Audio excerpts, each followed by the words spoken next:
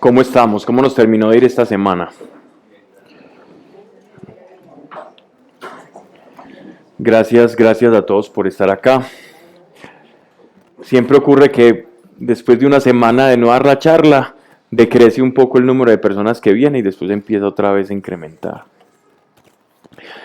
Vamos a hacerle como un pequeño homenaje a nuestro Señor, que es quien nos tiene aquí reunidos. Vamos a abrir el corazón y sobre todo anhelar su presencia, buscarla. Tantas veces he escuchado esta pregunta y si tú eres un buscador de Dios, seguro alguna vez también te la has hecho o te la estás haciendo en este momento. Y es, bueno, ¿cómo buscamos a Dios? ¿Cómo buscar a Dios? Él dice, buscadme y viviréis. El que busca, encuentra. Dios cumple los anhelos del corazón de aquellos que le aman, aquellos que le buscan. Pero decirlo es relativamente fácil. Buscar a Dios, ¿no? Normalmente hay algo que constantemente busco, espero que ese no sea tu caso, son las llaves. Las llaves del carro, las llaves del apartamento, las llaves de la casa, las llaves de cualquier cosa. Creo que las llaves es como si tuvieran patas, siempre se pierden. Uno las deja en cualquier parte y siempre las está buscando, pero sabes que en algún momento las ves, las hallas y las encuentras. Es un objeto, es fácil. Pero ¿cómo buscamos a alguien que es invisible? ¿Cómo se busca el invisible? ¿Cómo se busca a un ser que trasciende lo sensorial, que trasciende nuestros 5 sentidos? Que en últimas, nuestros 5 sentidos son los que definen la realidad y cómo nosotros definimos lo que es real o no. Y si Dios está fuera de esa experiencia sensible, ¿cómo entonces puedes buscarlo? Y ahí es donde entra en juego el conocernos, conocer cómo estamos hechos, conocer nuestro corazón, conocer la manera en que Dios nos formó y nos creó para poderle encontrar.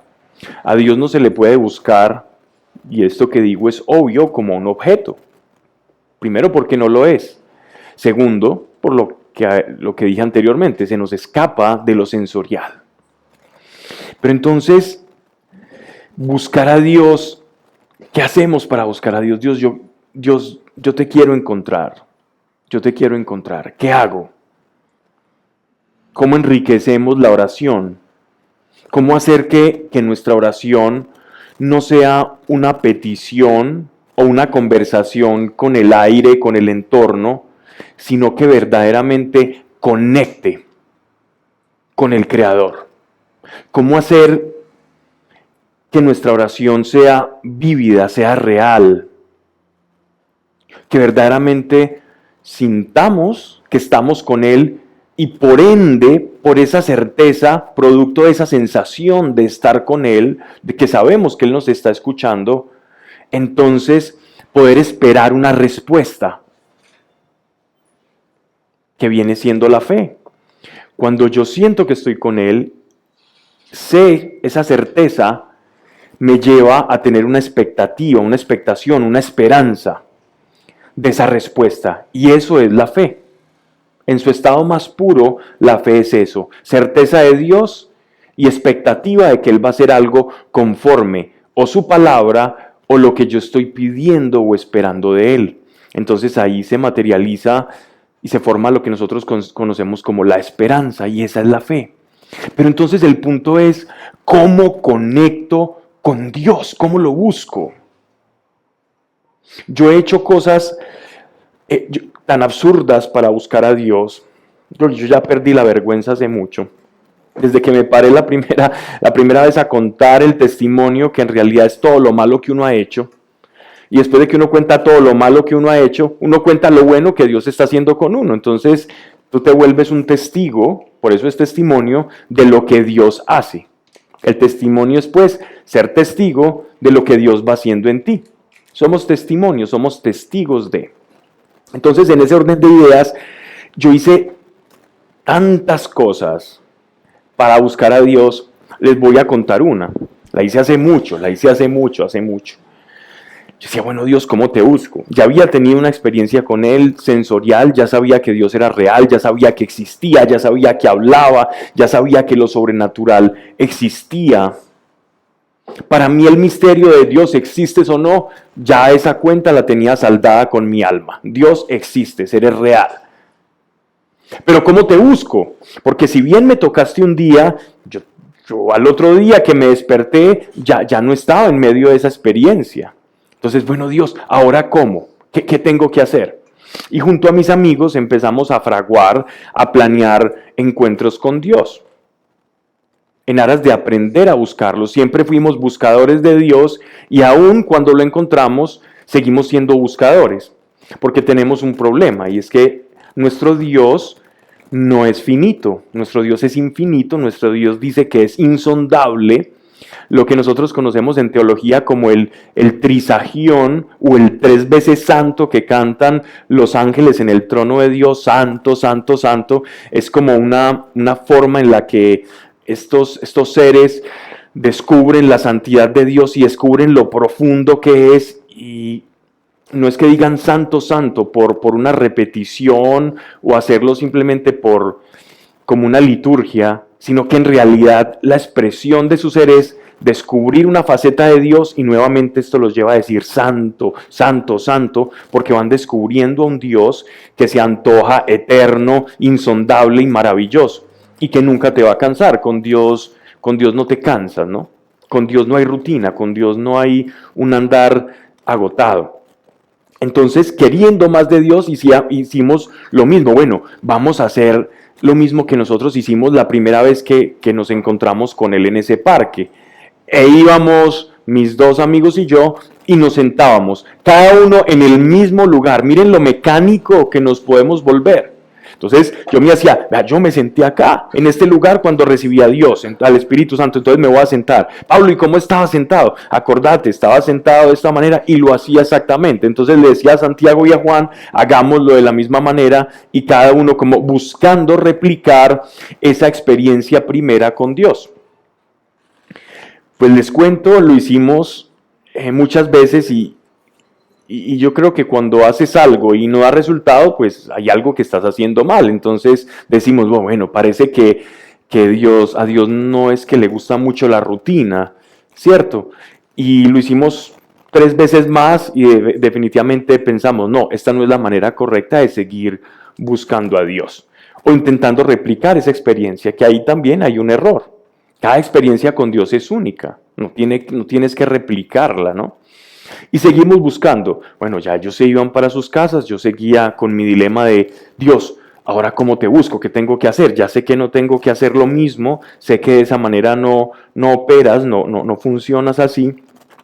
¿Qué puedo hacer entonces? ¿Qué es buscarte? Porque en la palabra de Dios, la palabra buscar a Dios no solamente la vas a encontrar en los salmos, proverbios, las cartas apostólicas, el libro de la sabiduría, las vas a encontrar en Eclesiastés, al final del Eclesiastés, por ejemplo, en el Apocalipsis, en una de las cartas a las 7 iglesias, sobre la búsqueda de Dios.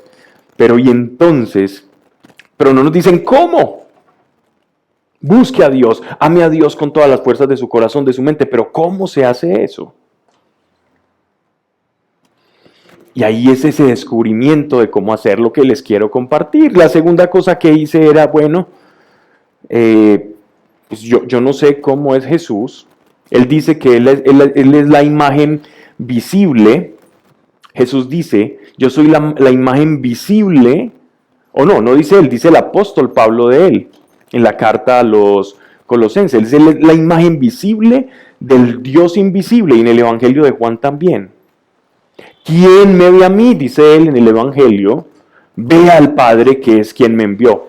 O sea que prácticamente Jesús es como si fuese una suerte de prisma que en todas sus caras, el prisma que es Jesucristo refleja la luz del Padre o la sustancia de Dios. Esta es tan transparente el ser de Cristo que es capaz de reflejar todas las caras de Dios, todas las caras del Padre.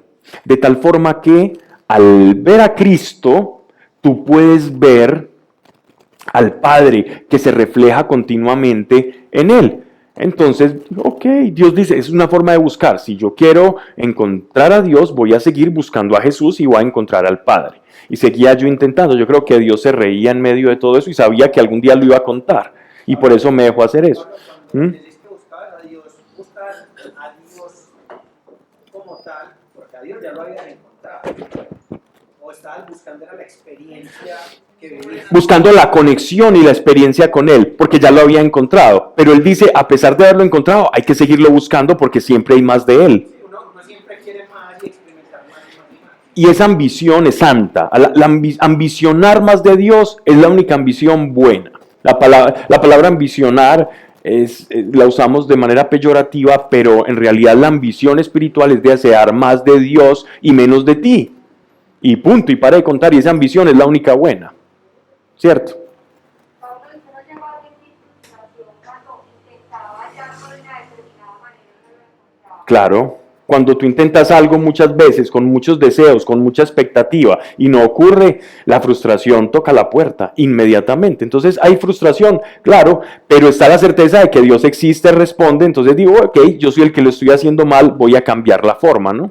Pablo, pero tú lo que buscabas era como una experiencia sobrenatural que tuviste. No realmente, aunque en parte sí, pero realmente simplemente quería, él dice, buscadme, ¿no? Yo quería cumplir lo que él decía, yo lo voy a buscar y empecé a aprender cómo buscarlo, ¿no? Entonces era un proceso de aprendizaje. Pablo, qué pena. No te preocupes. Pero a mí me pasó algo muy raro esta semana. Como te dije, estoy en la lectura de ese libro. Ok. Que ya terminé el primer tomo, ya estoy en el segundo. Después del segundo nos tomamos el cafecito. Y empecé a, una de las preguntas que le plantean, o que le plantea él en el libro a Dios es, como que, bueno, precisamente lo que está diciendo. Entonces, él lo que expresa es que nosotros creemos o queremos siempre tener ese contacto como de que me hablo, o sentirlo. Entonces, una de las cosas que él decía era que él se expresaba de tantas formas y de tantas formas diferentes, pues de un montón de formas, pero que nosotros solo pretendíamos una de las formas, que era la que él menos utilizaba, porque él utilizaba la experiencia, personas. Pues, por ejemplo, en ese buscar a Dios, puede ser que vos en este momento estés precisamente a través de tu palabra y a través de tu conocimiento mostrándonos a Dios, o Dios hablando a través de ti. Entonces, me reuní con una amiga hablando de cosas de la vida y me empezó a decir unas cosas que yo, pues, o sea, que nunca yo me hubiera imaginado que ella me las pudiese decir como yo las necesitaba que escuchara. Y yo en ese momento, cuando hice ese raciocinio, yo dije, es Dios que me está hablando a través de esta persona. Entonces, es una de las formas que yo digo, es el entender que existen muchos lenguajes en los cuales podemos encontrar a Dios. Y uno de esos lenguajes, por ejemplo, es a través de la experiencia de las personas. Claro, eso que estás diciendo está más relacionado incluso con las formas en las que habla Dios y la expectativa que nosotros tenemos única, limitada, de que lo limitamos a Él para que Él se pueda expresar. Y esa limitación que nosotros ponemos es una de las causales por las cuales decimos Dios no me habla. Pero en realidad lo que hacemos es enseñarle a Dios a ser Dios cuando Él es Dios. Cuando yo identifiqué, o sea, cuando yo dije, es Dios quien me está hablando, o sea, fue una satisfacción tan genuina como la experiencia, por ejemplo, que vimos en mi casa. Porque dije, o sea, me lo está comunicando, o sea, me lo está diciendo. Correcto. Esa es la forma en la que nuestro Señor se expresa. Y tiene que ver precisamente con esto. Entonces, gracias. Algo muy, muy importante de esa búsqueda es que vamos encontrando, ¿no? Entonces yo en principio comencé por replicar. Después yo, bueno, si Jesús es la imagen visible del invisible, voy a imaginarme a Jesús, pero tampoco sé cómo era. Sé sus obras, pero no sé cómo era. Entonces yo me imaginaba a un Jesús iconoclasta, como el que nos enseñan, más o menos como perfilado. No, me imaginaba como un judío de pelo largo hasta acá, normal, y con su toga blanca. ¿Cierto? Menos Hollywood. Pero, miren lo que hacía. Yo me lo imaginaba y salía a correr. Yo salía a correr imaginando que lo estaba atrapando. Entonces la gente decía, uy, como trota, míralo, trotando en jeans y de manga larga. Y en realidad lo que estaba haciendo era buscando a Dios. Y cansaba, yo decía, no, esto no puede ser así, esto no puede ser así, esto no puede ser tan inalcanzable. Ya me había cansado de darle las mismas vueltas a los lugares, la frustración otra vez, Dios, ¿cómo te busco? ¿Cómo te busco? Entonces empezaba su palabra, yo lo encuentro a través de su palabra y comenzaba la lectura de Dios. Y esto puede parecer curioso, pero yo intenté todos los métodos de búsqueda posibles de Dios, a un Dios que ya sabía que existía. Era la búsqueda de ese contacto con Él, de ese que me hablase Dios, como bien lo dijiste. Y continué aprendiendo en esa búsqueda de Dios, que parece que a él le agrada, al corazón de Dios le agrada que nosotros lo busquemos. A Dios le gusta eso, le gusta que lo anhelemos. ¿Pero por qué, Pablo? ¿Como un ser que le gusta que lo anhelen? No, porque Él sabe que el anhelarlo es el primer paso y gran paso para nuestra sanidad interior, para nuestra plenitud. Porque quien anhela a Dios está poniendo su fe a operar para alcanzar dicho fin. Dios permitió que yo lo intentase buscar, replicar, hice más cosas, entonces oraciones, con ayuno también lo intenté buscar. Ayuno, correr, que es como un poco atípica, replicar la experiencia del pasado, infructuosas las tres. Y con el ayuno me pasó algo muy, muy particular, y es que poco a poco fui aprendiendo el verdadero significado del ayuno. Porque el ayuno normalmente ha sido enseñado como la mortificación de tu cuerpo para que Dios haga algo. Correcto. Entonces, si yo mortifico mi cuerpo, muevo la mano de Dios. O sea, yo tengo el poder para mover a Dios aguantando hambre. ¿Cierto? Yo tengo el poder, yo tengo el control para hacer que Dios haga algo que yo creo que es muy difícil, entonces necesita de mortificación. ¿Qué tan equivocado estaba? Porque ese no es el significado del ayuno. El ayuno, de verdad, el ayuno que agrada a Dios es simplemente aplacar tu carne para ser más sensible al Espíritu. Ese es el poder del ayuno. El ayuno no mueve la mano de Dios.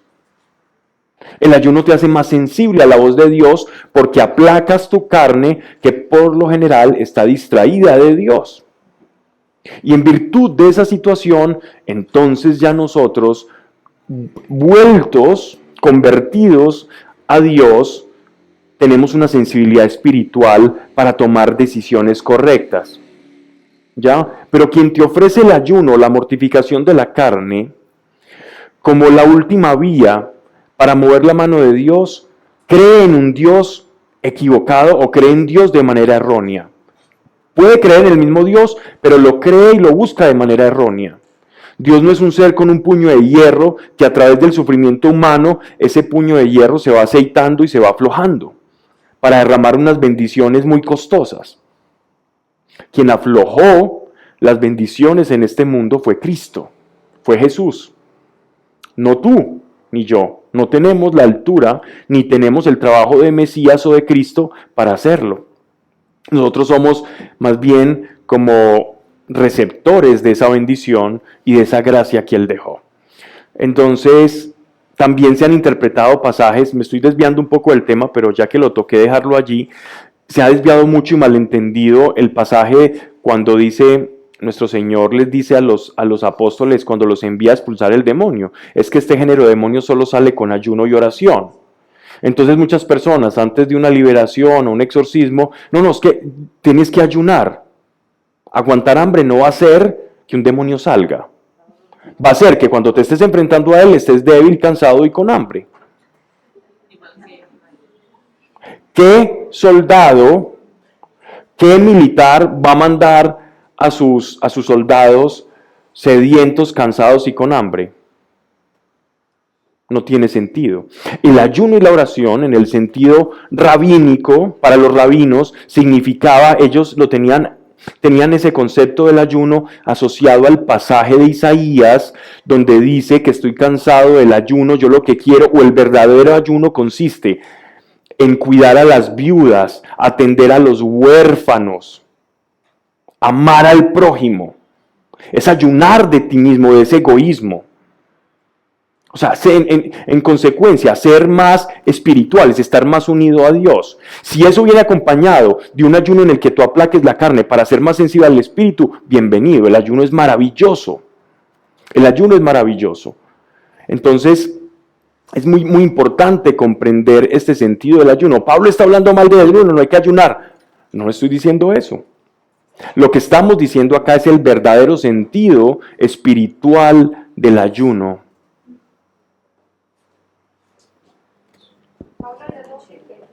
Sí, Pues a mí obviamente yo busco le pido señales a Dios y busco una sobrenaturalidad y no lo encuentro.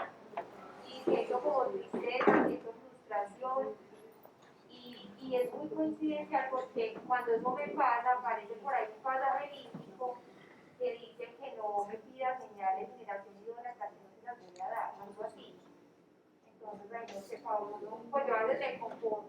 ¿Me entiendes? Digo, ay, si usted no dice que aparece, pues no le voy a decir nada. Entonces opto como por no decirle aparezcase o vivenciar como esa sobrenaturalidad por el temor a que no se den las cosas. ya. Lo importante es tener el corazón preparado, ¿cierto? Tener el corazón preparado porque no todo lo que esperamos es sano. Yo seguí buscando, seguí cambiando y fui aprendiendo. Equivocarse con Dios y en el caminar con Dios es sano, es bueno, es normal y va a ocurrir siempre. El hecho de que esperemos una cosa y frustremos y nos atropellemos en el camino es que digamos, es sano. No es sano quedarse ahí. Yo intenté y continué y el Espíritu Santo me fue enseñando. Por ejemplo, lo del ayuno me enseñó. Me dijo, tú quieres ayunar para que Dios produzca algo. Que simplemente creyendo va a producirse. El ayuno es para otra cosa. Y de esa manera fui entendiendo el ayuno. Aprendí el verdadero significado del ayuno. Y vi que estaba a conformidad a su palabra. Pero entonces, ¿cómo buscamos a Dios? ¿Cómo buscamos a Dios? La clave de la búsqueda de Dios no está en cosas externas. Lo que tú acabas de hablar es algo externo. Estoy buscando a Dios como de afuera hacia el interior. Y esa no es la forma en la que se busca a Dios. No se busca como unas llaves perdidas. Dios ha dejado una herramienta, nos ha dejado a nosotros un instrumento, algo con lo cual Él nos confeccionó para poderlo encontrar. Y Él le llama a esto el corazón. El corazón, bíblicamente hablando, es el órgano que Dios diseñó para que se produzca ese encuentro tan anhelado con Él.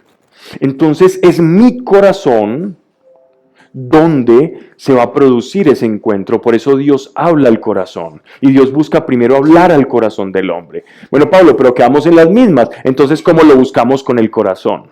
Sí, está bien, esa es la herramienta, pero ¿cómo lo buscamos con el corazón? Y aquí es donde viene lo importante. El primer paso para buscar a Dios es saber quién soy yo y conocerme. ¿Cómo me conozco yo y cómo me purifico? ¿Cómo discierno qué es mío y qué no es mío? ¿Qué es de Dios y qué no es de Dios? Y aquí es donde entra un intermediario, y ese intermediario se llama su palabra.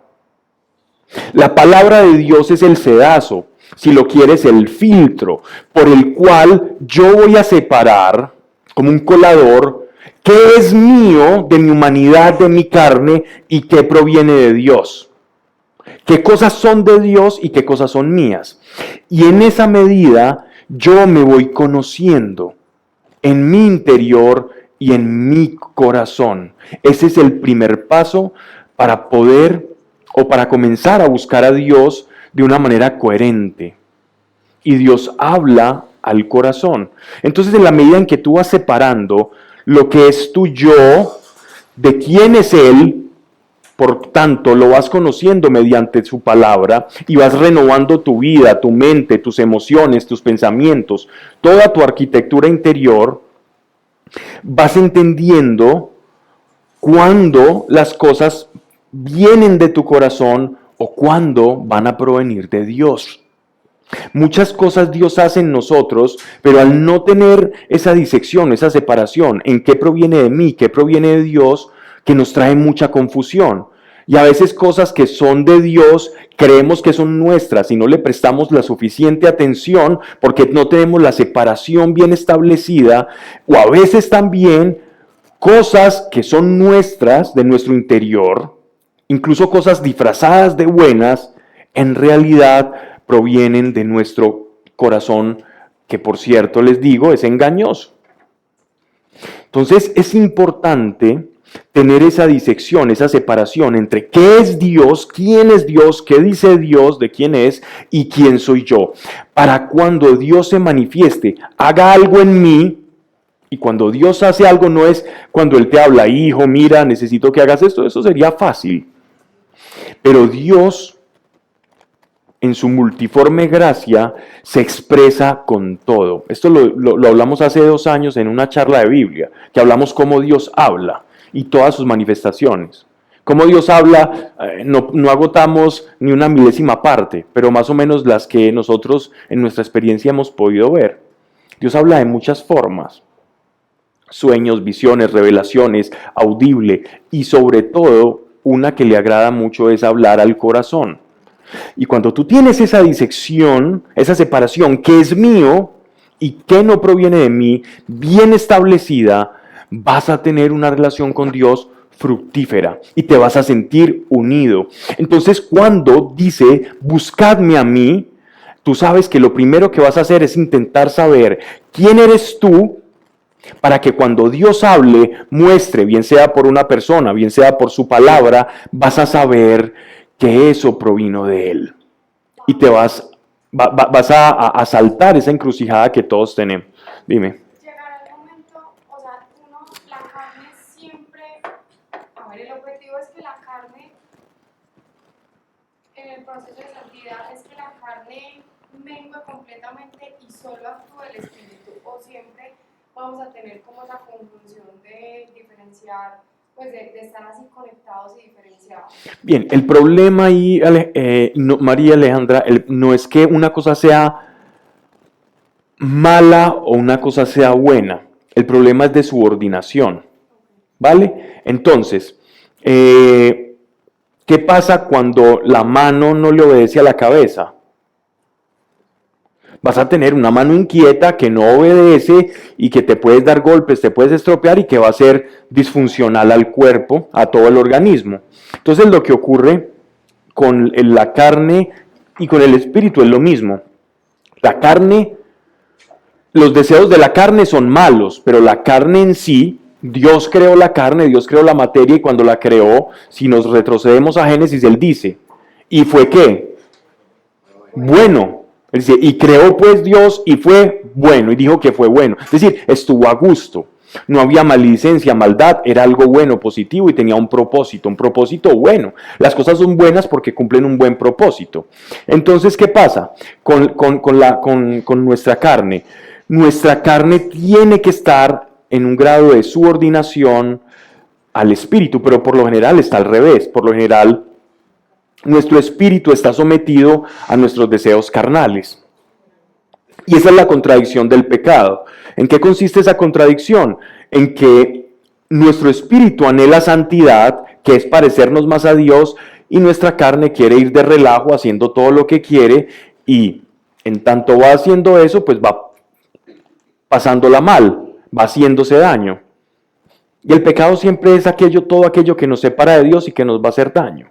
Es un dilema que al fin nos separa de nuestra verdadera dignidad espiritual.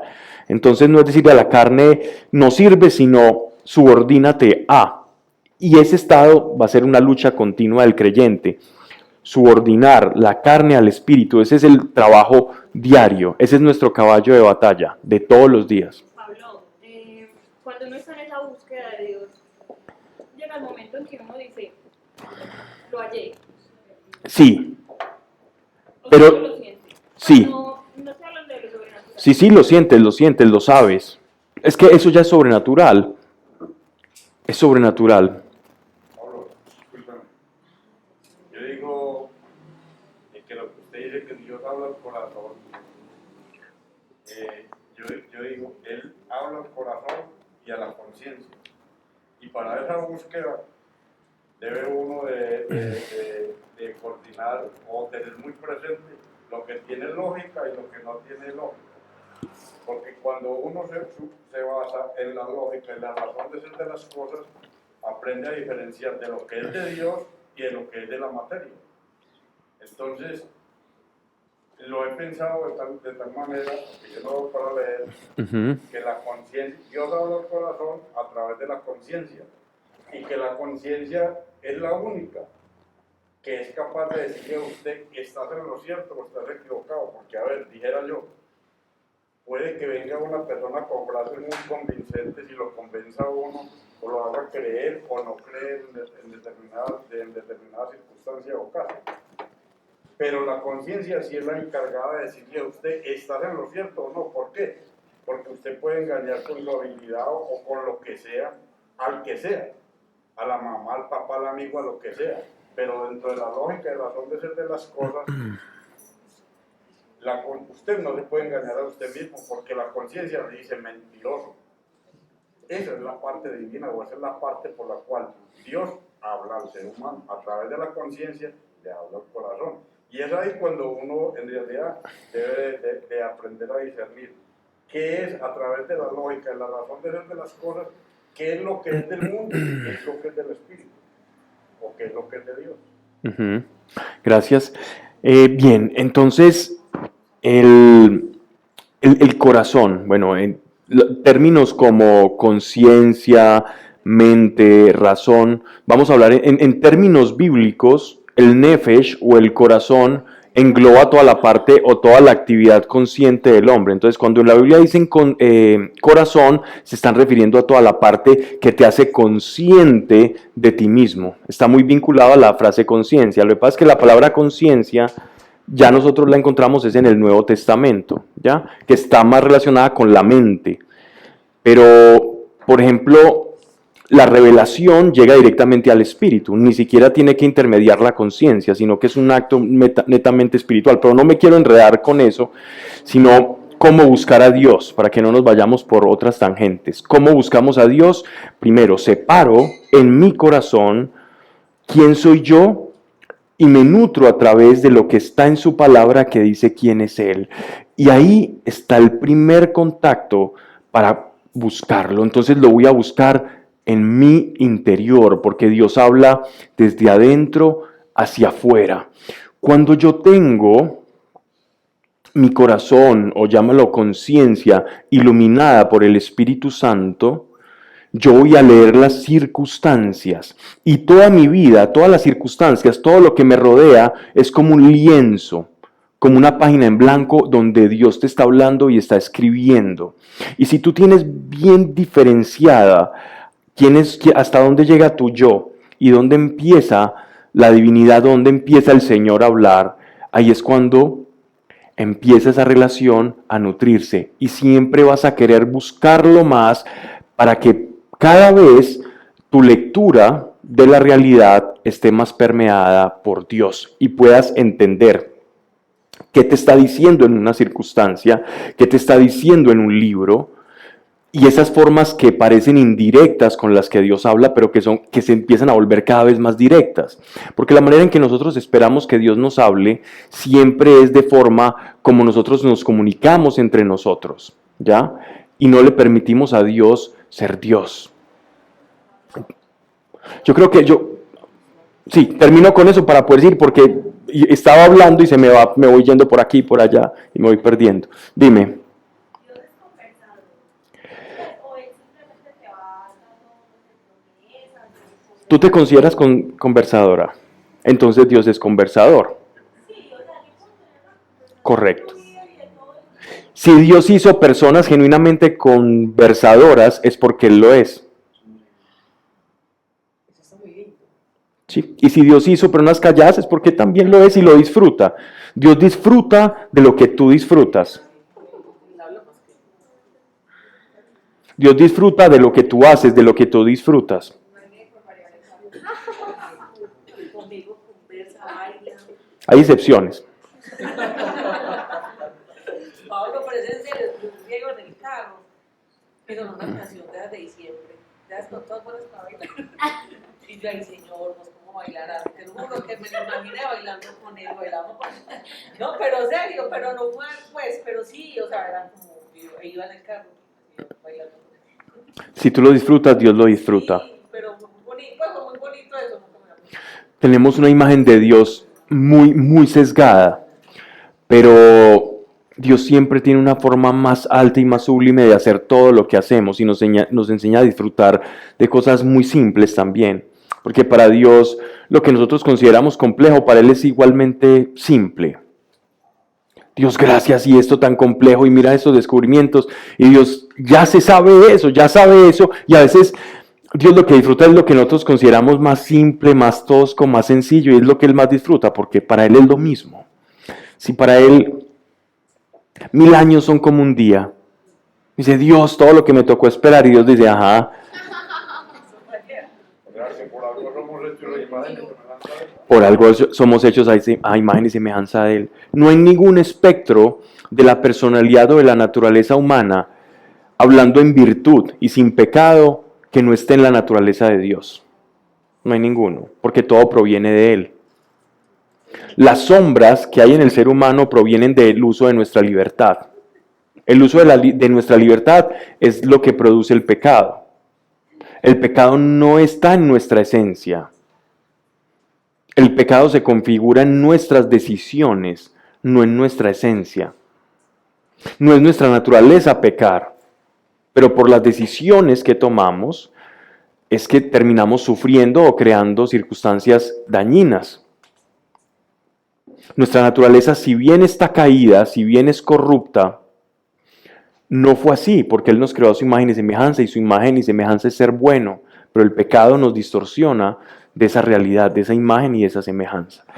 Bien, voy a cerrar entonces un poco el tema, voy a abrirlo la próxima charla de buscar a Dios. Entonces simplemente dejemos sentado que el corazón es el instrumento. ¿Y cómo afinamos ese instrumento? Para buscar a Dios, separando lo que es mío y lo que vamos conociendo mediante su palabra para poder interpretar qué proviene de Dios y qué proviene de mí. Ese es el primer paso de la búsqueda de Dios, reconociendo que Él conecta con mi corazón. ¿Vale? Pablo, no contaste cómo lo volviste a encontrar. Ay, eso le iba a preguntar yo.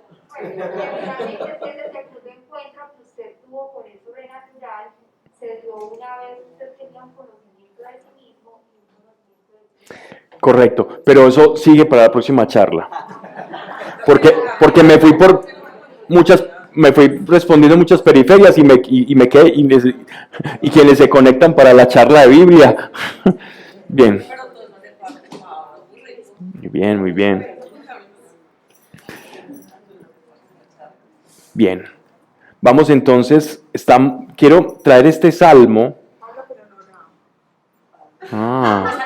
¿Sí ve? No, hay diferentes formas. Está muy sabia, está muy sabia. siempre las introducciones que hacemos acá es para orar. Vamos a invitar al Señor. Vamos a honrarlo. Padre, gracias, porque ciertamente nos sabemos, Señor, privilegiados por ti, porque tu sangre preciosa fue derramada para que tengamos, Señor, no cualquier relación contigo. Porque tu sangre es tan valiosa. Gracias por estar en medio de nosotros. Padre, cualquier necesidad espiritual o física que estén en estos momentos rondando a quienes escuchan o han asistido, ven, Espíritu de Dios, porque ya has hablado que quien entra por esta puerta no regresa igual, porque una vez te tocamos y probamos de tu sustancia, probamos de tu presencia y de tu amor, nuestra vida no puede volver a ser la misma. Abre nuestros corazones para experimentar los beneficios de tu amor y de tu gracia. En el nombre de tu Hijo Jesucristo, que no se diga aquí cosa alguna que no esté de acuerdo a tu voluntad, así sea. Amén. Muy bien, gracias. Vamos en el libro de Salmos, pues por razones yo creo que de tiempo y espacio nos quedaríamos aquí por lo menos 4 años evacuando el libro de Salmos. Haríamos maestría, doctorado en Salmos, pero vamos a ver algunos que contengan como rasgos generales y que puedan enmarcar como una serie de temáticas que vamos encontrando en los mismos. Por ejemplo, ya hemos visto salmos mesiánicos, hemos visto salmos en los que hay aflicción y se muestra la realidad del corazón humano, y cómo en los salmos, que son cánticos, se expone nuestro corazón hacia Dios. En realidad todos los salmos es una exposición del corazón humano hacia Dios. A diferencia de otros libros en los que Dios nos da instrucción y palabra, los salmos van del ser humano, del hombre, de la persona, hacia Dios. Van en esa vía. Mientras el grueso de su palabra es revelación que viene de Dios hacia nosotros, los salmos es un tipo de revelación especial en la cual el corazón del hombre es expuesto, y en esa relación o en esa exposición Dios transfiere una revelación, una enseñanza, pero parte de una necesidad humana, cotidiana. Y por eso es que los salmos son tan bonitos, en tanto nos podemos identificar con la situación del salmista. En este caso, vamos a ver el Salmo 73, que es un salmo bien interesante, porque seguro tú te has preguntado lo que este salmista, otrora en tiempo del rey David, se hacía, la inquietud tan fuerte de su corazón. Hay libros que intentan explicar lo que este salmista ya venía entendiendo, y esta frase la he escuchado muchas veces. No hay, por lo menos, año en el que escuche más de 5 personas decirme esto, o hacerse la pregunta que se hace este salmista, y sentir lo mismo que aquel sintió. Entonces, sin tanto preámbulo, vamos aquí a la materia. Salmo 73, verso 1. Salmo de Asaf. Asaf era un maestro corista de la descendencia de Leví, es decir, era un levita que se encargaba de todos los salterios o de realizar cánticos, y ellos cantaban todo esto frente al templo y danzaban, ¿no? Así como lo hacía el rey David, y tenían un coro. Y miren lo que dice este salmo tan interesante: ciertamente Dios es bueno para el hombre recto. Entonces, el salmista está entrando con una afirmación: ciertamente Dios es bueno para el hombre recto. ¿Qué quiere decir esto? Dios basta, y Dios al hombre recto le va a hacer bien. Al hombre que procura hacer su voluntad, Dios le va a hacer bien. ¿Para qué? con el argumento que él va a dar a continuación, no confundamos con que al malo le va mejor que al que procura lo bueno. Entonces, de antemano él afirma esta verdad para que nosotros nos sintonicemos a ella. Y esto es importante tenerlo en consideración. Dice, ciertamente Dios es bueno para el hombre recto, para los limpios de corazón. Y miren que nuevamente entra la palabra corazón. ¿Qué es el corazón? Y por eso la introducción que habíamos hecho. ¿Qué es el corazón? Para los limpios de corazón. ¿Qué es un limpio de corazón? El corazón, si queremos encontrar cuál es la medida del corazón para Dios, porque todo, si nos hablan de limpieza, significa que debe haber algo con lo cual yo pueda medir que esto esté limpio o no esté limpio. Lo que da la medida del corazón del hombre, según la palabra de Dios, es la intención, la intencionalidad con la cual yo voy a realizar un acto, determina la limpieza del mismo.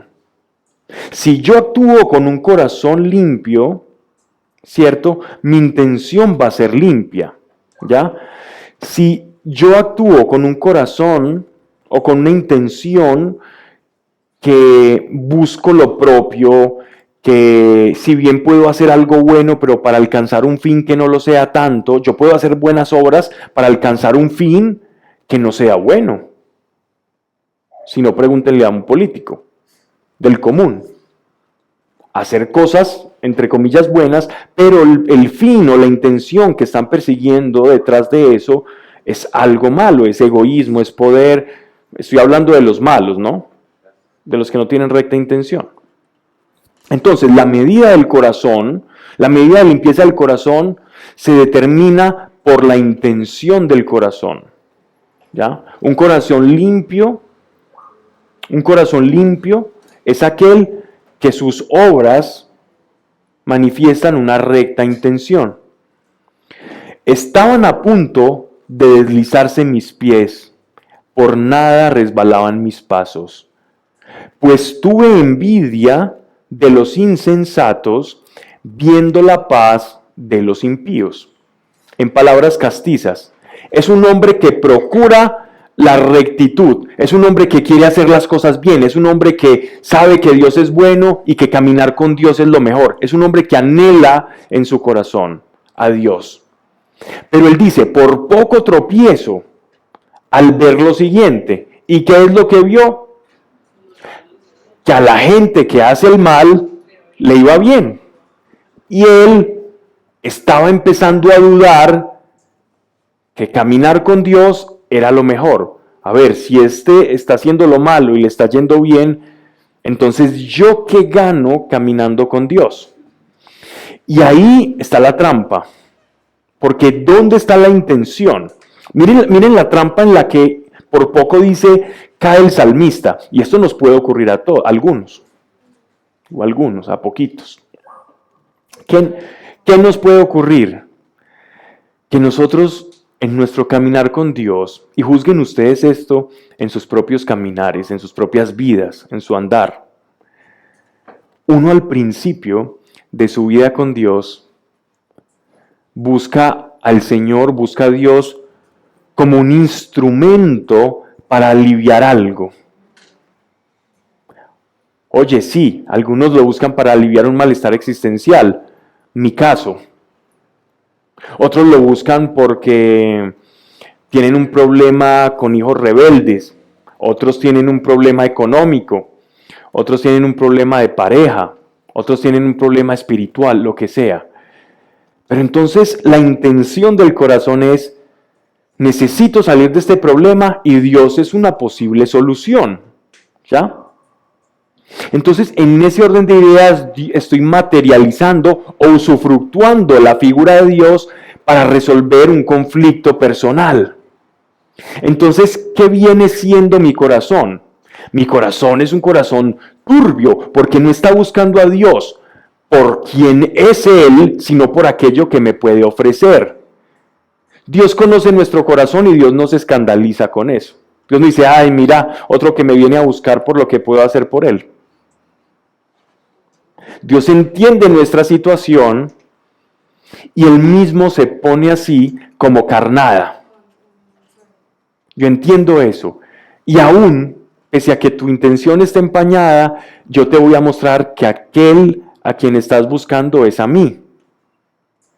Y de esa manera Él va purificando nuestro corazón, porque es que ¿quién llega a Dios con un corazón puro? Si llegáramos a Dios con un corazón puro, ya estaríamos en Dios. Pero precisamente buscamos a Dios los que tenemos un corazón impuro. ¿Qué dice nuestro Señor en las bienaventuranzas? Bienaventurados aquellos de puro corazón, ¿por qué? Porque ellos verán a Dios. O sea, quien camina en un corazón recto tiene una comunión y una visión de Dios todo el tiempo, en la realidad. Quien su intención está alineada con la voluntad de Dios, va a ver a Dios manifestarse y hablar, y el Dios me dijo, no será una cosa escandalosa, ni si, pese a que sea sobrenatural, va a ser lo natural para él, lo sobrenatural se va a tornar natural. No a esperar truenos y centellas, sino que Dios va a hablar al corazón continuamente. Y si viene el trueno y las centellas, va a decir, ¡y qué rico! Dios se manifestó de otra forma, pero no va a cambiar su relación con Dios por eso. Entonces eso es bien maravilloso. Pero miren lo que le está pasando a este hombre que seguramente era un sacerdote. Estaban a punto de deslizarse mis pies, como si asemejando el camino de Dios como a una senda, como si él estuviera caminando en un camino angosto y fuera a resbalar, a caer en otro camino turbio y extraño. Por nada resbalaban mis pasos, pues tuve envidia de los insensatos, viendo la paz de los impíos. La envidia es un mal, es una enfermedad del alma. De los insensatos, los malos, la gente que hace las cosas malas y según su apariencia le iba bien, según lo aparente. Insensatos, arrogantes, soberbios. Bien. ¿Qué es la envidia? La envidia es anhelar aquello que tiene el otro. Anhelar aquello que tiene el otro. Pero ese anhelo de lo que tiene el otro viene disfrazado con un deseo de que no lo tenga. No, exacto, no es solo tenerlo, sino de no lo tenga. Que no lo tenga. La envidia nace de diferentes fuentes. O sea, hay muchas semillas para la envidia. Una de las semillas que causan envidia es la persona que se siente inmerecedora. Una persona cuando por lo general se siente inmerecedora es susceptible de envidiar al otro. Otra persona o un corazón que es susceptible a la envidia, también esta envidia puede originarse por la ingratitud.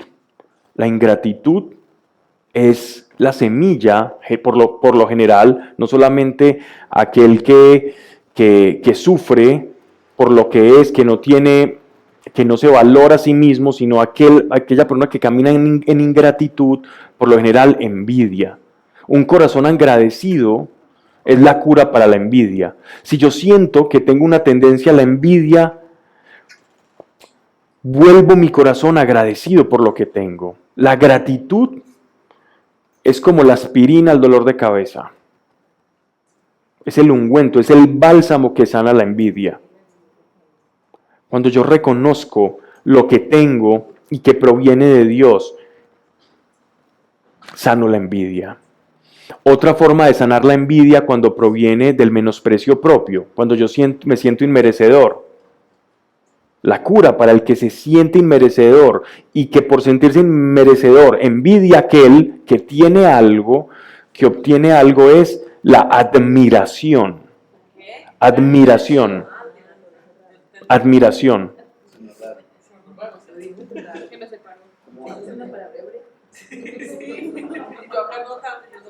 Prefijo, sufijo. La admiración, ¿por qué? Porque cuando yo admiro algo, no lo envidio, sino que reconozco que tiene facultades y yo, wow, qué bonito. Qué bonito como viven en ese país, qué bonito como viven en esa ciudad, qué bonito que esta persona trabajó, se esmeró y fructificó, qué bonito, lo admiro, quiero eso. Wow, mira a esa persona todos los idiomas que habla y yo que a duras penas balbuceo, farfullo en español. Qué bonito el tesón, el trabajo. Admiro la capacidad que tienes para estudiar otros idiomas. Voy a hacer lo mismo y voy a imitarlo. Entonces, ¿envidia vas a sentir? No. Cambia tu envidia por admiración y no te menosprecies, sino que valora lo que el otro tiene, pero sin menospreciar lo que tú tienes. Esa es otra cura para la envidia. Y sea agradecido. Entonces, admiración y gratitud, benditos bálsamos para no sentir envidia por otro. Pablo, ¿por qué la envidia tiene tanto poder? Porque la envidia es una fe en que al otro le vaya mal. Porque estás usando tu fe. La envidia es una fe dañina. Es un uso de la fe. A ver, cuando yo digo fe, la fe puede ser utilizada para todo. La fe es una herramienta neutral. Cuando digo neutral, es que no es ni buena ni mala. Yo puedo tener fe en Dios y se configura una fe buena. Pero yo puedo tener fe en mi cuenta de ahorros o en el dinero o en la prepagada que tengo. Y esa sería una fe mala. Pero la fe en sí es la expectación que yo tengo de que algo va a ocurrir. ¿Ya? Eso lo puedo tener en la palabra de Dios, yo puedo tener fe en la palabra de Dios, o también yo puedo tener fe en la fe. ¿Sí me estoy haciendo entender? No. La fe, porque incluso tengo una duda, o sea, listo. Supongamos que yo tengo envidia de Janes. Supongamos. Supongamos. Y yo entiendo que tengo un rayón, ¿cierto? Pero ¿por qué veo que a Janes le empieza a ir mal en su caminar, en su día a día? Pues porque siento que mi envidia pues, está haciendo efecto en ella. Porque eres una fe invertida, porque hace efecto. Porque hace efecto. Por eso, o sea, No quiero ahondar mucho en el tema, pero he visto casos de personas liberadas, en liberación, que son liberadas de espíritus de envidia, que les envidian mucho. Y esa envidia se transforma en una fe o en una necesidad de que yo estoy bien cuando al otro le va mal, porque le Mi envidia. gratitud per se puede contractuar envidia. Sí, es el bálsamo, es el antídoto. Pues porque ella me envidia. Tanto como el que está siendo envidiado, como el que envidia. Porque la cura para la envidia es la gratitud. ¿Y cuál otra? Muy bien. Sí, porque en el mismo ejemplo que ella pone, ella le envidia mucho a ella y con todo el respeto le envidia mucho por cualquier cosa. Pero ella tiene un agradecimiento tan grande, tan poderoso, que hace que esa envidia no penetre. Anula el efecto de esa envidia. De hecho, caminar con Dios es caminar en gratitud y no le va a tocar. Pero hay personas que a veces sí les afecta y por eso es caminar con Dios. Si te envidian caminando con no va a pasar absolutamente nada, ¿cierto? O te hacen maleficios o te hacen cosas, no pasa nada. Uno siente alegría por lo que le pasa a los demás, pero siente como una tristeza porque de pronto lo que le pasó a ella no le logró. Yo siento en mi corazón, yo siento alegría por ella, pero Es envidia. Es envidia. Envidia de la buena es simplemente decir, estoy contento por lo que te está pasando, no te confundas que no tengo rabia contra ti. Pero en realidad si uno, significa que la raíz de mi envidia es mi menosprecio. Entonces ahí, ¿con qué la combato? Con gratitud y admiración. Con gratitud y admiración. La gratitud es gracias a Dios. Y Dios, viendo la actitud de tu corazón, te va a sorprender. Porque Dios está buscando eso. Porque tu camino y el camino de la otra persona no es igual. Lo que Dios tiene para ti, para otra persona no es lo mismo. Ese es el problema, que estamos como en una sociedad donde hay como un modelo único de vida Y con Dios, cuando nosotros conocemos a Dios, Dios es, venga que usted es una parte del cuerpo diferente, venga que es el propósito que tengo, venga que yo quiero una relación diferente con usted. Entonces, por eso caminar con Dios es dejar al lado la envidia, porque me dice, ve muy bacano por pero mi propósito es diferente. O Dios tiene una relación conmigo diferente. Correcto. O yo estoy en otro proceso y Él está en otro. Dios no quiere que seamos repetidos. De hecho, esto lo he dicho en varias oportunidades y siempre que llega a mi corazón lo digo porque me ha servido para comprender algo de Dios. Y poco sé de Dios, pero algo sé. Y es que Él nos ama a nosotros en tanto somos seres genuinos y únicos. Dios, ¿por qué me amas? Porque soy único. Dios, ¿pero por qué me amas tanto? Él te va a decir, porque eres único, no hay otro igual. Es que este es mejor. No, pues que tú eres único. Pues, entonces no te puedes escapar del amor de Dios. No te puedes. Te puedes escapar de lo que quieras en esta vida, de la SIJIN, del DAS, del FBI, de la KGB, del Mossad. Te puedes escapar de todos.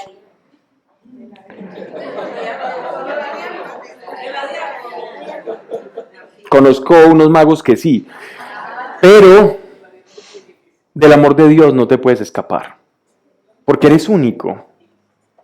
Y ese es el problema por el que Dios nos ama.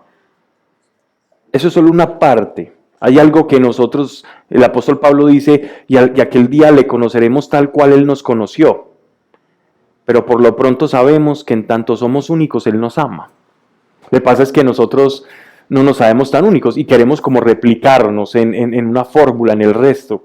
Cuando la felicidad de tu corazón, y esto es algo que me ha enseñado el Espíritu Santo, la felicidad de tu corazón está en descubrir tus dones, talentos, tu ser único. Y en esa medida vas a ser feliz.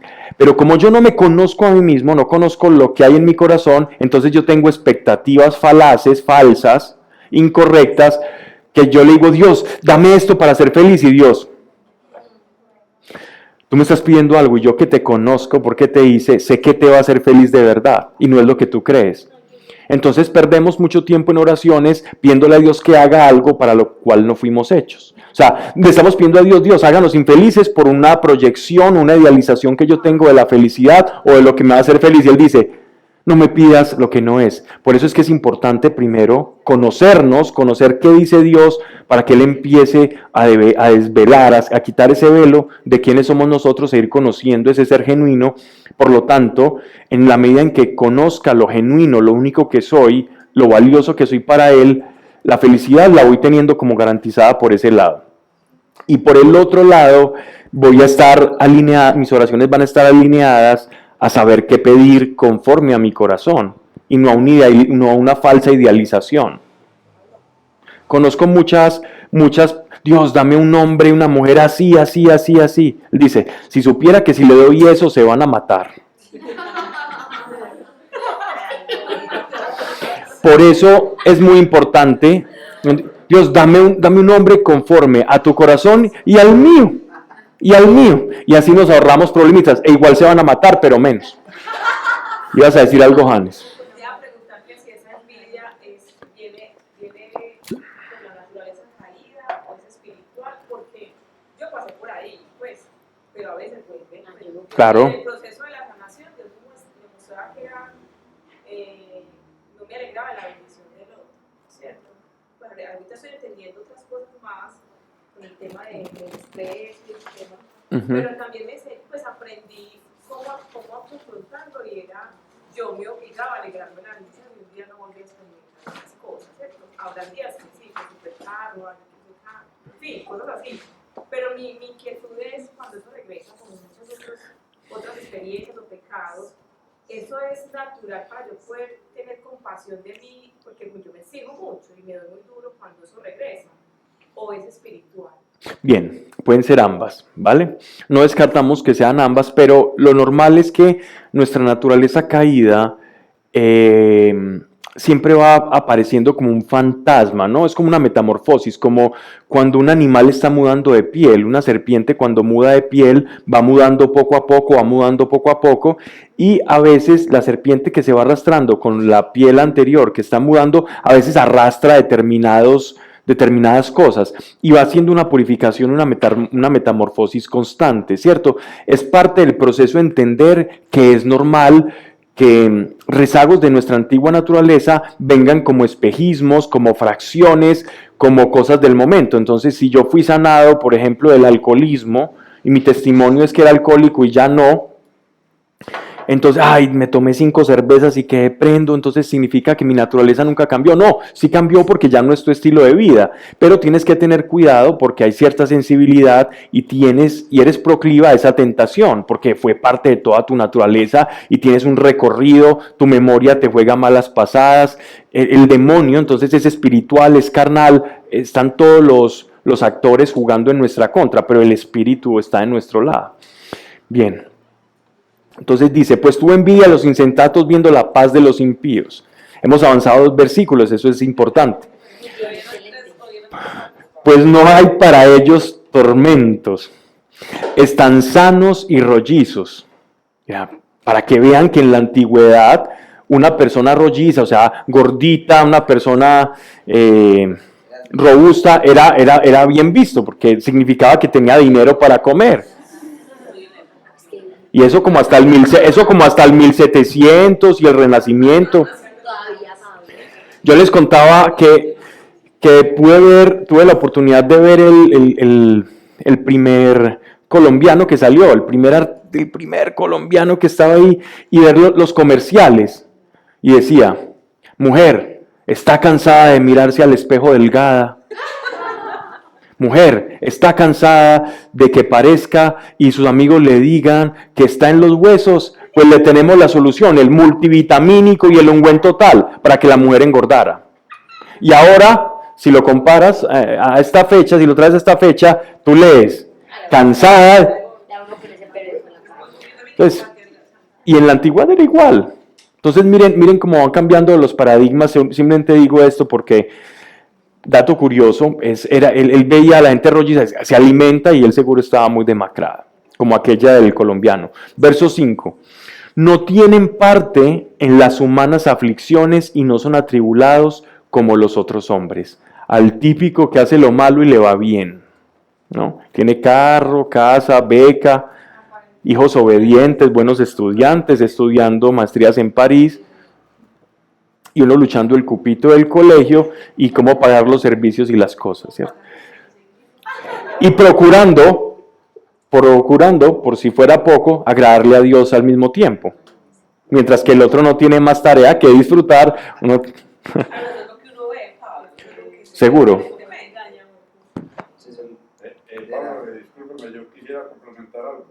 Cuénteme. Lo que pasa es que la mayoría de nosotros, los seres humanos, por no decir todos, pedimos cosas materiales y hay que pedir es espiritual porque lo demás se lo dan por añadidura.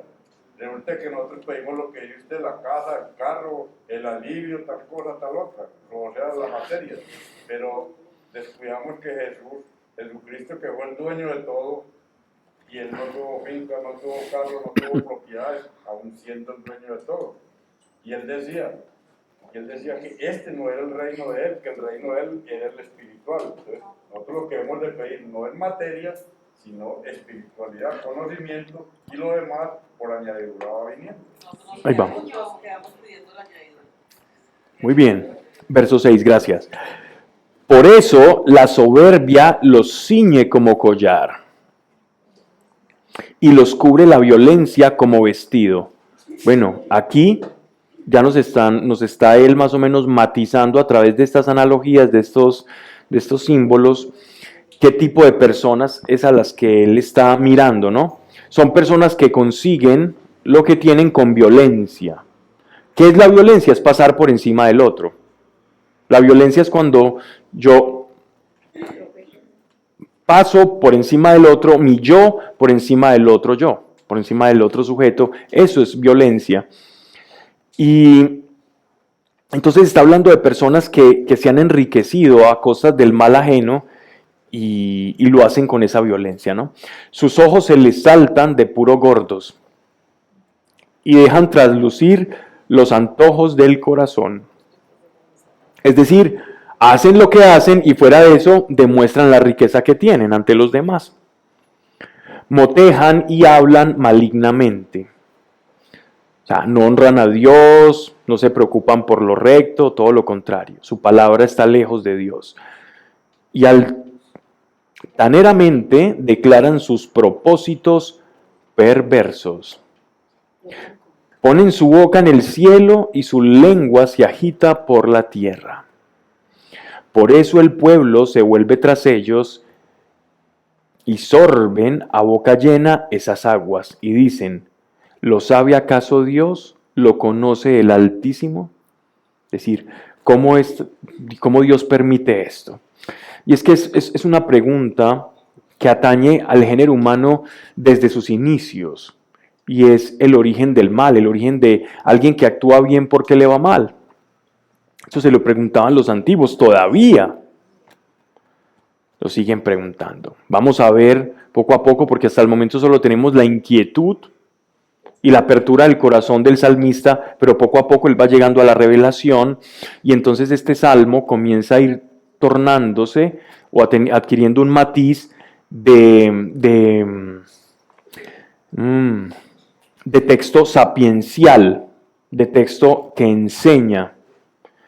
Helos ahí, son impíos, verso 12, pero tranquilos constantemente aumentan la fortuna. En vano pues he conservado limpio mi corazón. En vano he conservado limpio mi corazón. Y he lavado mis manos en la inocencia.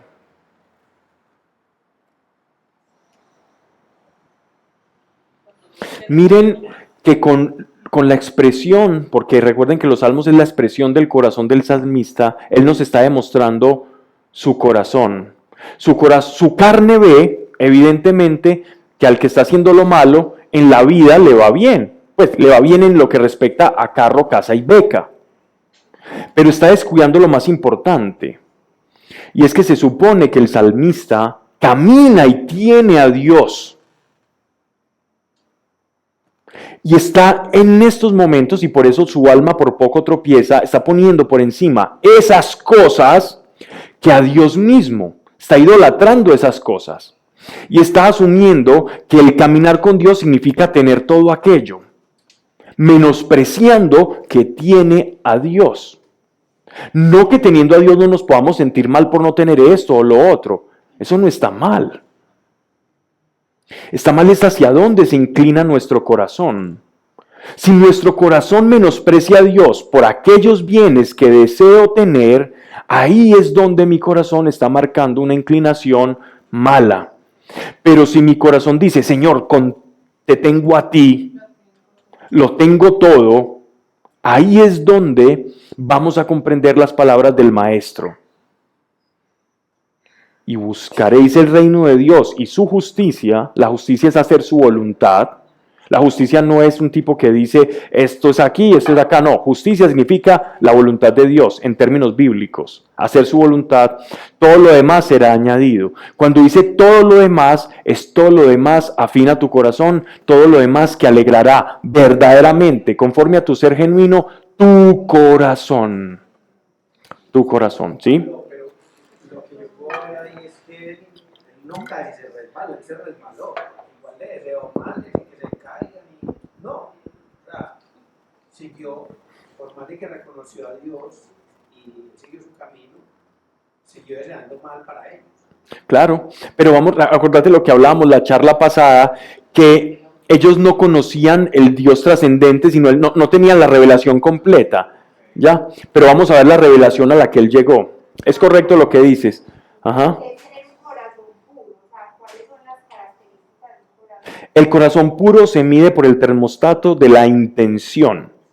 Un corazón puro es aquel que la intención no la tiene empañada. Por ejemplo, la intención, ¿por qué estoy preocupado porque a la gente mala le vaya bien? Pues entre lo que considero bien, la pregunta no es mala per se, ¿ya? Ese cuestionamiento es simplemente, ¿ve? ¿Por qué será eso? Dios, ¿por qué permites eso? Si yo le digo eso a Dios, no hay una mala intención. ¿Cuándo se configura la mala intención?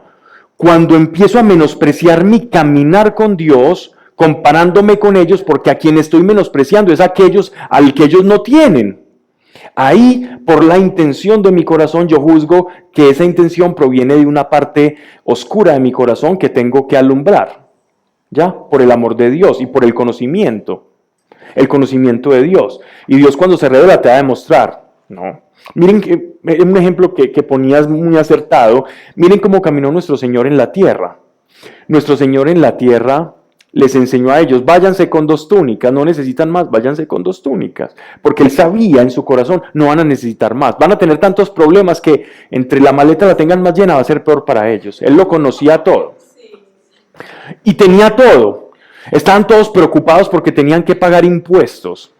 Ellos le tenían que pagar impuestos y seguro Pedro, como había estado andando con ellos y no había podido pescar, no tenía sustento. Pedro dejó la pesca y él tenía una actividad financiera. Y si tenía suegras, porque tenía esposa. Y si tenía esposa, quizás tenía hijos, los hijos de Pedro. No sabemos históricamente al respecto de los hijos de Pedro, por ahí como unos indicios en la historia del cristianismo, pero tenía que sostener a su esposa. La esposa no se sostenía sola, la esposa tenía unos oficios que desempeñar y él tenía que llevar el sustento a su casa, esa era su porción. Y Jesús sabía su problema, pero esperó hasta el final para poder sacar esta enseñanza. Y les dice, vayan, van a encontrar un pez, abran la boca y no se preocupen. Abren la boca, sacan para pagar los impuestos de todos. Porque él ya sabía y no se preocupaba por nada. ¿Ya? Y Pedro descansó y fue entendiendo lo que es caminar en la providencia, que teniendo a Dios todo lo demás iba siendo añadido y se los demostró de manera fáctica, de manera experiencial. Entonces, ¿qué debemos procurar nosotros? No volvernos holgazanes, porque Dios no premia la holgazanería. No, es caminar y buscar a Dios en medio de lo que hacemos y Él va añadiendo lo que necesitamos de verdad. Pablo, y a uno ya se le reversa eso, que uno puede ver una persona bien y uno empieza a anhelar que conozca a Dios, porque vas a ver que si conoce a Dios, lo va a tener todo. O lo va a perder todo. O sea, no, Pero Perder todo lo que no vale nada. He visto muchos casos de personas que consiguieron su dinero de manera engañosa, artera, y tienen un encuentro con Dios y lo pierden todo. Y lo perdí todo, pero gané todo. Y lo hace de manera después correcta. Okay. Pero para llegar a ese punto hay que reconocer qué fue lo que vino a hacer nuestro Señor por nosotros. Dice, verso 14, y fui flagelado de continuo y castigado cada mañana. Pero si dijere, hablaré como ellos, ahí es donde otra parte del corazón del salmista es expuesto. Él tiene una mala intención, como todos nosotros, pero su corazón es reargüido por el temor de Dios. Por eso dicen que el temor de Dios es el principio de la sabiduría. Temor de Dios no significa tenerle miedo a Dios, significa el temor a perderlo, a alejarme de Dios porque no me conviene. Es como el niño cuando camina contigo y yo he hecho el experimento en un supermercado, en una tienda con mi hijo, y yo veo que él se está, David, ven conmigo, no te alejes. 3 veces se aleja igual, si le digas 3 veces, él va y se aleja y empieza a ver y busca las plastilinas y lo que le llame la atención, los carritos, y siempre se aleja. Al principio yo iba detrás cual buen pastor, y yo no voy a hacer más esto. Entonces, él va a ver, por lo que yo hago, él va a decir siempre mi papá va a estar ahí. Por lo tanto, yo me escondí detrás de un anaquel, mientras él se alejaba. Cuando ya se me perdió de la vista, ya el que se preocupó fui yo. Y de repente escucho en el parlante que el papá de David Velázquez, y el niño súper angustiado, papá, te me perdiste. Y yo no me perdí, el que te perdiste fuiste tú. Papá, no te me vuelvas a perder. Yo, hijo, no te me vuelvas a perder. y aprendió más o menos. Pero lo mismo nos ocurre a nosotros con Dios. Es igual lo que nos ocurre a nosotros con el Señor. Entonces el temor de Dios es el temor del niño a no alejarse del Padre, porque sabe que sin la sabiduría y el conocimiento del Padre, del entorno, de la vida, del futuro, etcétera, etcétera, la va a pasar peor. Entonces vamos comprendiendo esto y la relación con Dios se va haciendo más natural, más fluida, no tan religiosa. La palabra religiosa utilizada como esquemática, como en el temor, porque religión, la palabra religión de hecho es una palabra positiva. Religión es de religare, volver a unir, volver a atar, o sea, volver a atarnos a Dios. Eso significa religión. Alguien religioso es alguien que está viviendo una vida de volverse a atar a Dios. O sea, la utilizo en un sentido peyorativo para dar a entender religiosidad, ¿no? Porque Pablo, ¿estás hablando mal de los religiosos? No, porque ya lo he escuchado. ¿Es que habla mal de los religiosos? No, no estoy hablando mal de los religiosos. Uso esa palabra para expresar una vida mecánica con Dios, ¿no? Bien, entonces dice, pero si dijere, hablaré como ellos, renegaría de las generaciones de tus hijos. Tus hijos es el pueblo elegido de Dios. Así le decían a Israel. Púseme a pensar para entender esto. Ahí es donde viene el acto de conciencia que este hombre está haciendo, porque su corazón fue reargüido. Y esto nos pasa a todos. Uno puede maquinar cosas, tener intención del corazón, pero él fue reargüido en su corazón y uno, meditemos esto, meditemos la realidad de todo esto. Para pensar, entender esto, pues era cosa ardua a mis ojos. A él le dolía ver esta realidad. Verso 17. Hasta que penetré en los misterios de Dios. O sea, llegó la revelación. Y puse atención a sus postrimerías. O sea, a lo que ha de venir. Verso 18. Ciertamente los pones tú en resbaladero y los precipitas en la ruina. Como en un punto son asolados, acaban y son consumidos por el espanto. Son como sueño del que se despierta, y tú, Señor, cuando despertares, despreciarás su apariencia. Cuando se exacerba mi corazón y sentía un aguijón en mis riñones, es porque era un necio y no sabía nada. Era para ti como un bruto animal. Pero fue una buena reflexión, la reflexión de ¿por qué? Pero está entendiendo en los misterios de Dios. Este hombre se sentó y no se quedó con la maledicencia de su corazón, sino que buscó trascender el por qué, sabiendo que Dios existe, esto sigue sucediendo. Y esa es la actitud que nosotros debemos tener ante circunstancias que parecen injustas. En vez de decir, Dios, ¿por qué permites esto? Es, bueno, Dios, muéstrame. O como acusando a Dios es, muéstrame. Trascender, dame tus ojos. Y el Señor te va a enseñar y te va a dar sabiduría. Porque el que busca la sabiduría se deja hallar. Eso está escrito en Proverbios. Búsquela y ella se va a dejar hallar de aquellos que la desean. Pero si lo que deseas es tener la razón, eres un necio. Porque muchas veces nosotros buscamos sabiduría y lo que queremos es confirmar la razón que tenemos o que creemos tener. Dios, yo voy a buscar, es que yo creo que es por esto, y uno como que intenta forzar a que Dios te compruebe que lo que tú crees es verdad. Y la sabiduría es asumir tu ignorancia y buscar la de Dios, que es quien sabe. Eso es la verdadera sabiduría. Por eso el principio de la sabiduría es el temor de Dios. O sea, para tener la sabiduría cerca, hay que tener a Dios cerca. Dice, pero yo estaré siempre a tu lado. Bueno, voy a exponer este verso 18 porque ya cambia la idea, ya para ir terminando.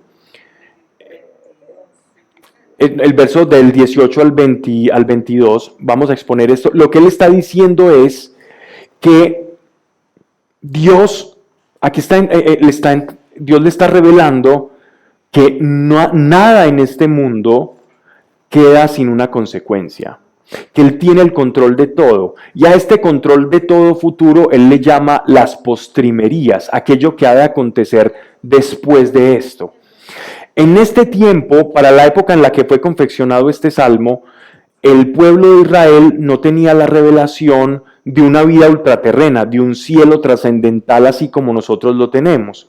Para la época, apenas la idea del cielo o de un lugar espiritual o de hábitat diferente al terrenal era apenas una ilusión, era algo como que apenas estaba empezando, estaba en pañales la idea de una vida futura ultraterrena. Y estos son como los primeros pinos teológicos, si me permiten la expresión, para que en la cual los judíos se referían al cielo o a la vida después de la muerte. Entonces él está diciendo, a estos ciertamente Dios les va a tener una justicia y les va a mostrar el producto o cómo era en realidad su corazón. Pero el tiempo de que eso ocurra no depende de mí porque yo no soy el juez de ellos. Y muchas veces nosotros, cuando juzgamos a una persona, a una situación, nosotros nos ponemos la toga, nos ponemos el martillito y decimos caso juzgado. Siempre estamos en el papel de juez de los demás, del que hace lo malo, del que hace lo bueno, y ese papel no nos queda, ni es el que Dios nos llama a tener. Dios nos llama a ser hermanos y amarnos los unos a los otros y amarlo a Él. Dios no nos llama, sea juez de este. No nos llama a ser tribunal de nada. Nosotros vemos un espectro de la realidad y no es nuestra competencia, porque solamente alguien de corazón puro y recto va a poder juzgar rectamente. Pero una persona que no tiene un corazón recto va a juzgar parcializadamente e incorrectamente. Así que lo que nos toca a nosotros es decir, Dios, tú sabes por qué ocurre todo esto.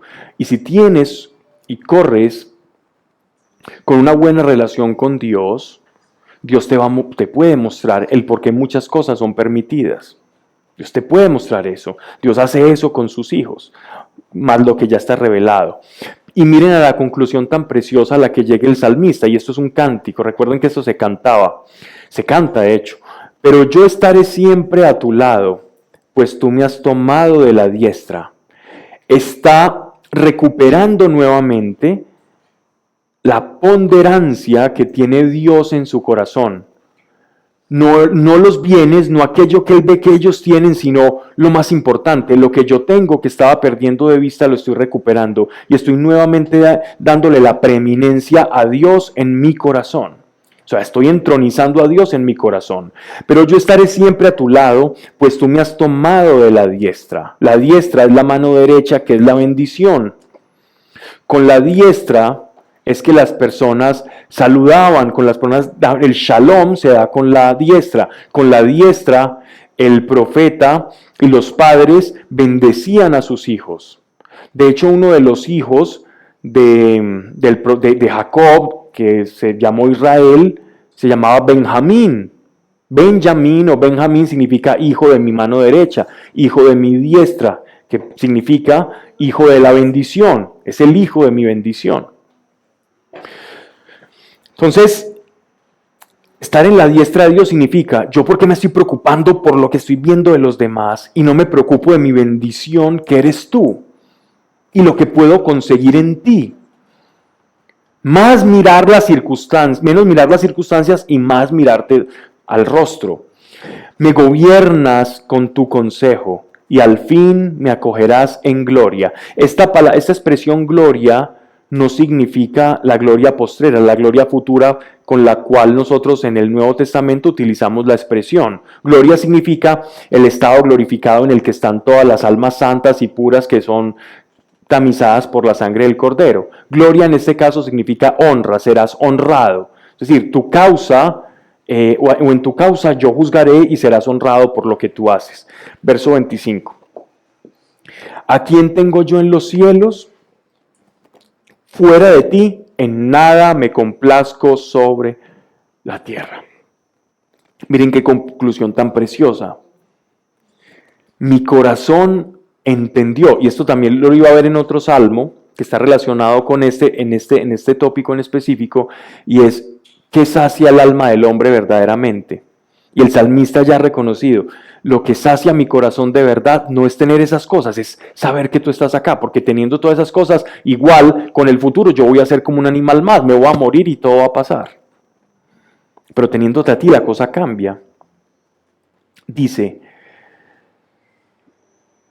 desfallece, verso 26, mi carne y mi corazón, la roca de mi corazón y mi porción es Dios por siempre. Tú eres mi roca y sobre esta roca edificaré la iglesia. La roca y el corazón tienen un símbolo muy grande. Tú eres mi roca, tú eres lo único sólido que yo tengo en el mundo. Todo pasa. Salomón lo decía en el Eclesiastés. El cielo pasa, la tierra pasa, los reyes pasan, la belleza pasa, la juventud pasa, pero solo tú, Dios, permaneces. Y esto mismo dice él. Si yo estoy con el que permanece, estoy como en mi corazón, guardo una roca, algo imperecedero, algo imperenne, algo que trasciende el tiempo y las generaciones. Y ese eres tú. Entonces, de manera análoga, habla de Dios como su roca, que lleva en el corazón. Verso 27. Y dice, por siempre, porque los que se alejan de ti perecerán. Arruinas a cuantos te son infieles. Pero mi bien es estar apegado a Dios, tener en el Señor Dios refugio para poder anunciar todas las obras en las puertas de la hija de Sión. Las puertas de la hija de Sión es Jerusalén. Era un hombre que proclamaba la palabra de Dios y lo hacía en las plazas y estaba pasando por una situación complicada. Pero miren cómo es expuesto el corazón de este salmista y cómo nosotros vemos esto en el día a día. ¿Quién no ha visto? Se han escrito libros, como les digo, por qué le pasan cosas malas a la gente buena, el origen del mal, ¿cierto? La virtud y el pecado. Tantos libros que relacionan este tema, pero verdaderamente la conclusión del salmista es a la conclusión que Dios nos lleva. Y esta es la revelación que él obtuvo penetrando los misterios de Dios. Y es, si verdaderamente tú te das cuenta, y ahí es donde está relacionado con la introducción que hice de buscar a Dios, que tú has encontrado a Dios y que tienes a Dios, si tú te das cuenta de eso, todo eso que tú envidias, que te tientas, que estás tentado a envidiar, lo tomarás como cosa de segunda mano, porque tienes a Dios. Entonces, si yo comprendo eso, mi mayor anhelo es anhelar a Dios, para que teniéndolo y capturando a Dios, una forma de hablar, todo lo demás pase a un segundo plano. Y ahí está el secreto de la plenitud, en aquel que siente que ha capturado a Dios en su corazón y que lo tiene atrapado en su corazón, una manera de hablar, y todo lo demás pasa a un segundo plano. Segundo plano no significa que no importe, significa segundo plano. Orden de prioridades, sujeción y subordinación.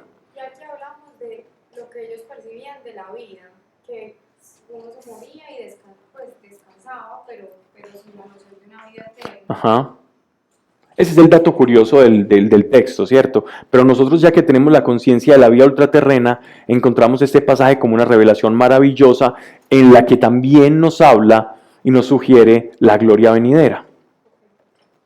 Porque nosotros ya lo leemos con los ojos de Cristo. Ellos lo leían con los ojos de aquellos que esperaban un Mesías. Nosotros lo leemos con los ojos de aquellos que han recibido y que gozan de los beneficios del sacrificio de Cristo. ¿Vale? Vamos entonces a orar para concluir con este salmo, porque si iniciamos el próximo, ya les diré qué horas acabamos. Padre, gracias. Gracias por cada persona aquí. Señor, sé que algunos vienen con necesidad.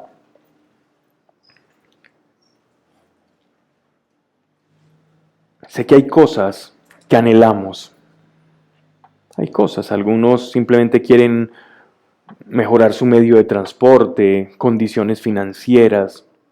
Hay muchos anhelos que no son del corazón, que son anhelos de la vida. Pero ayúdenos, Señor, a conocer los verdaderos anhelos del corazón. Porque si conocemos a un solo un anhelo del corazón, que sea del corazón real, no de la ficción producida por la presión social, por las expectativas de unos padres, o por las creadas a través simplemente de lo que nos llevan a anhelar o a desear, esa ficción con la cual o a la cual creemos que vamos a estar bien,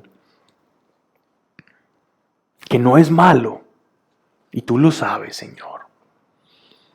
Pero tan solo una de las cosas, de los deseos y anhelos del corazón de nuestro ser genuino, Hoy, Padre, como una sola voz, unidos en el Espíritu, Señor, y en el nombre precioso que nos diste, Jesús de Nazaret, para pedirte, honrando ese nombre y bajo el poder de tu Espíritu Santo te pedimos, nos reveles un anhelo del corazón de nosotros, de ese corazón genuino, uno solo, Señor, para poner en práctica la fe y que nuestra fe y nuestra oración llegue a respuesta certera y a un buen puerto, y para que nuestra boca pueda hablar de tus obras y ser testigos de tu amor, no ser testigos de que cumples caprichos, sino los anhelos profundos del corazón, porque eres bueno. Para que lo esencial y lo que es añadido no se camuflen, se entremezclen o se amalgamen entre sí, sino que lo esencial y lo subsidiario, lo subordinado, lo segundo, estén bien diferenciados.